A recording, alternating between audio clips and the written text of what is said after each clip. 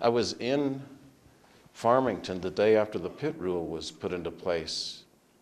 Every 2 weeks, they would process 33, on average, applications to begin drilling. The day that the pit rule was put in, the 33 dropped to 3. You all saw the effects of that in this last session last year when you had to raise taxes by $150 million because our receipts were coming down. I believe if we had had those oil and gas jobs working, that you would not have had to raise your taxes. And yet we're doing this to ourselves, and we're all kind of complicit in it. We're just not fighting back and not finding. I think that we should find the pendulum in the balance point to where we can protect the species, protect the workers, and preserve our environment and create jobs at the same time. Because I don't think that we're going to get balance any other way. And I believe that the consequences in 2032 are too dramatic, too frightening for us to contemplate. We must begin to grow the jobs in this country. The uranium mines and grants would provide great jobs, but instead we're importing our uranium from Russia. In Las Cruces, I was told by 3 companies in the same day that one DOT inspector had come up into their company and said, "My job as DOT inspector is to put you out of business." With that mindset, we have a greater pressure on the creation of jobs. We have more uncertainty, and we have people who are not willing to create jobs, thinking that they might be put out of business. I believe that we can keep our streets and roads safe, but if we don't begin to work together to create jobs, our economy is simply going to fade away, and we're going to go the way of other nations. Nationally, the picture is no better. Converse no longer manufactures here. Fender Guitar, Etch-a-Sketch, Radio Flyer, Levi's, Craftsman Tools, Stanley Tools, USA Flags, Rawlings Baseballs, Commondale Bikes, Brax Candy, IBM Computers, NBA Uniforms. Those are just a sampling. Now, as we're considering the policies that would do that, now keep in mind, I think we can reach the balance point. I think BP should be 100% accountable for what happened offshore. That was the business that my wife and I were in. I understood the decisions they were making as they approached it, and they made big mistakes.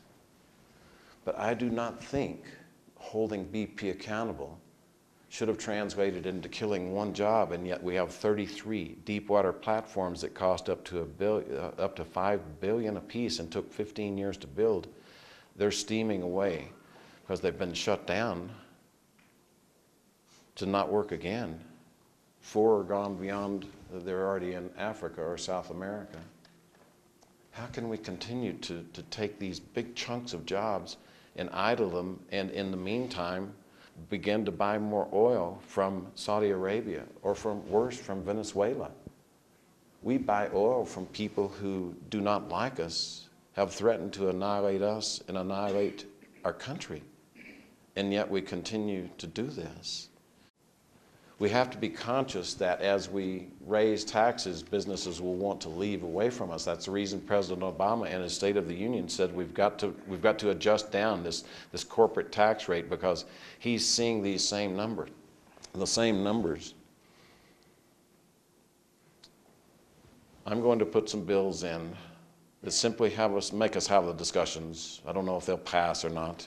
We're going to create a piece of legislation that says, yes, we'll hold BP accountable, but let's start the people back to work offshore. The second one will be, yes, I want to keep the spotted owl alive, but let's start our timber workers back to work in New Mexico and around the country.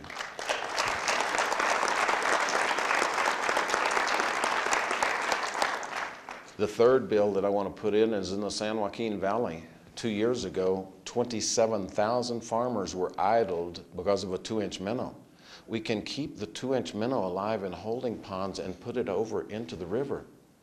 But we lost those 27,000 jobs, and now then those farms that are in the area can't make their payments, and the banks are unstable. The lifestyle has gone from people who used to contribute to the 2.2 now taking from the 3.5, and it's putting upward pressure on our cost daily. So I'm going to say, hold the minnow, keep them alive in holding ponds, and put the 27,000 farmers to work. And when we do that, we're going to stop importing the vegetables that are unsafe. I was just on the border yesterday, and they said the biggest problem that we face now is bringing in vegetables that have been sprayed with things that we can't spray here. But the next biggest thing is that we're going to bring a disease in.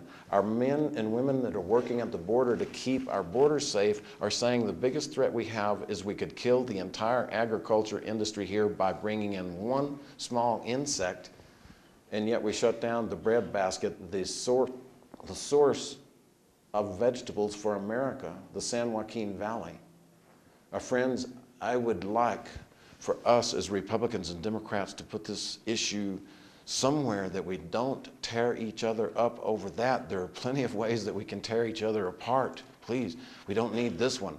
And let's begin to work together, because nobody, Democrats, Republicans, Independents, is benefited on the track that we're on. And in fact, we will be the caretakers who said that it just became dysfunctional on our watch. I believe, and the actuarial tables tell us, that if we'll simply grow our economy at 3.5%, that everything begins to fix. Your budget begin to work if we are growing the economy at 3.5%. This budget begins to work because this bottom number begins to go up. We're pulling people out of assistance and putting them down here. Social Security begins to work at 3.5% rate of growth. Medicare, Medicaid, we're at about 1.2% right now. 3.5% is not that hard. We've averaged that for the last 75 years. That's not a goal that's unachievable.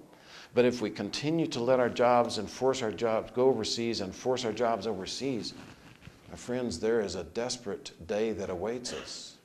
And I, for one, don't want to say that I was trying to win an election by not curing the problem. I'm willing to work with Democrats, Republicans, Independents alike. And keep in mind, this is not me as a Republican lecturing you.